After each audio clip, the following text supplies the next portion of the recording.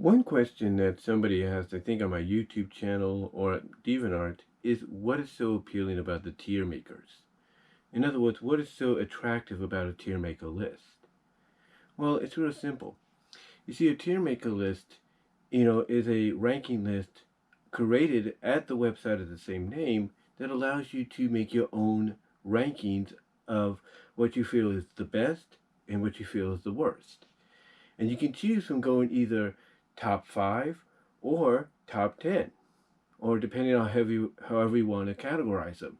You can categorize them from, here's very good to avoid at all cost, or these are the top 10 episodes that you must watch, to these are the top 10 episodes you must avoid. Stuff like that.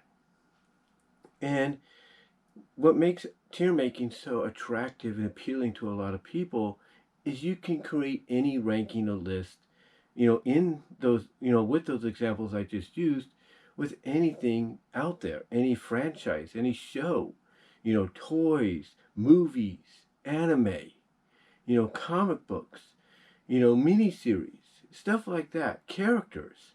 The list could go on. And what's even better is it's your own list. I mean, even if you do a live stream of doing a tier maker list, it doesn't mean you have to do your tier maker list, even if you're doing a live stream of it, in a way that people expect you to do it. You can do it any which way you want.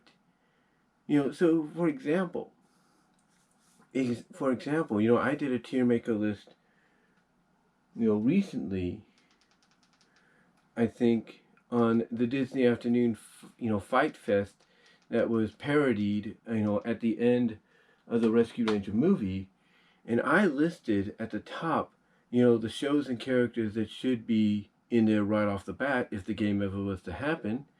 What shows and characters should be DLC right away, what should be considered, and what should be avoided, stuff like that.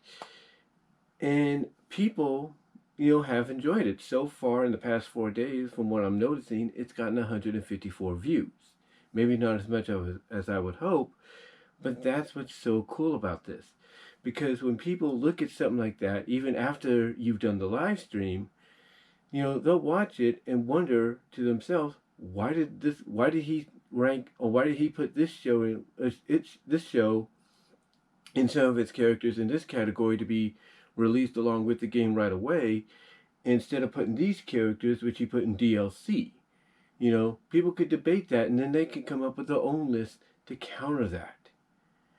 That's what makes tier making so appealing and attractive, because people may see what you decide is ranked in a certain way, and they might say, you know what, I can do it better and do it the way I believe it should be done.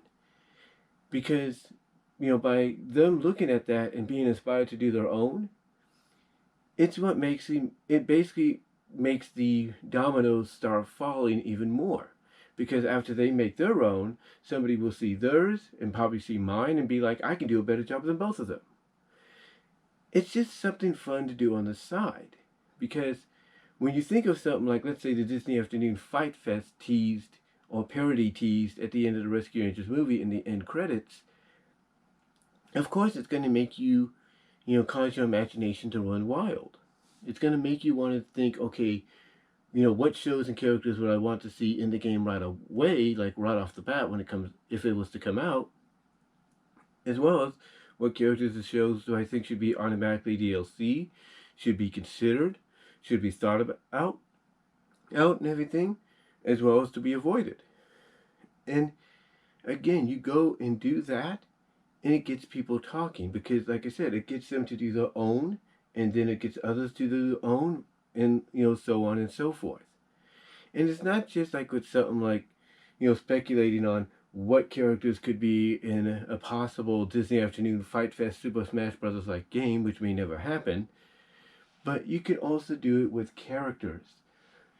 For example, let's say you do an MLP list, which a lot of people have done.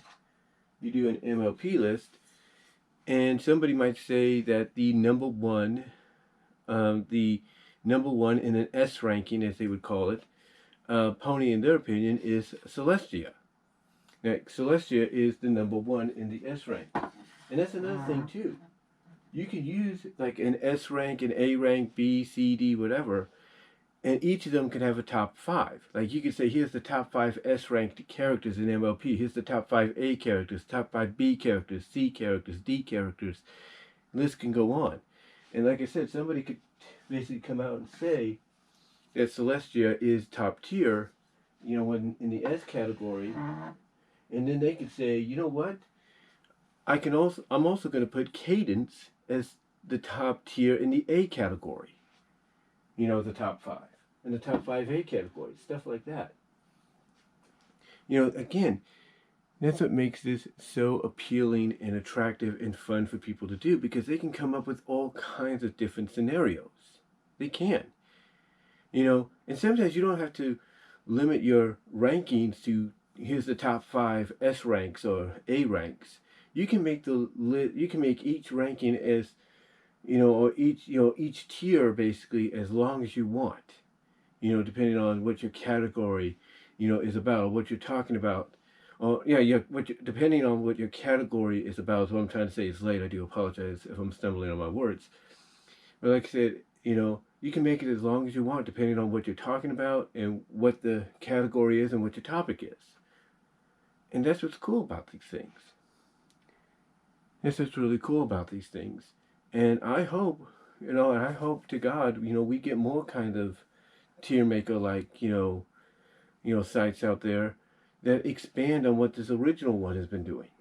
Because I know there are iceberg ones that were inspired obviously by TierMaker, but I'm hoping if we get more TierMaker like, sites, that they build upon what the original has done and give you more options, to work with.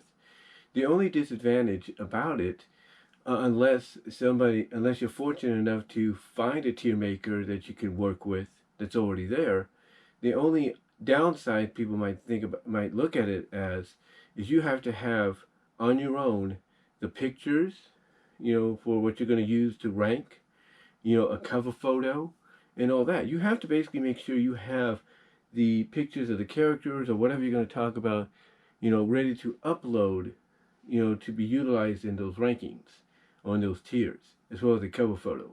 But besides that, overall, the TierMaker thing is good to go. It is a fun thing to look at or utilize as well. Not just look at and speculate as to why people put this, ranking this way, but also to utilize as your own to probably counter that. But yeah, that's what's so appealing about TierMakers. That's what's so attractive about them. Being able to do all that and more that I just mentioned. But what do you guys think? What are your thoughts overall on the TierMaker phenomenon? How do you feel about it? Do you think it lives up to the hype as many people say it does or believe it does? And what would you do to improve on it? And do you think other sites out there in the future could improve on it on their own, or do you think this site could improve on it? And again, what would you improve on it? Let me know down below in the comments, as well as in the live chat during the premiere. Like the video. Super thanks will be open after the video's premiere. Till then, I'm out.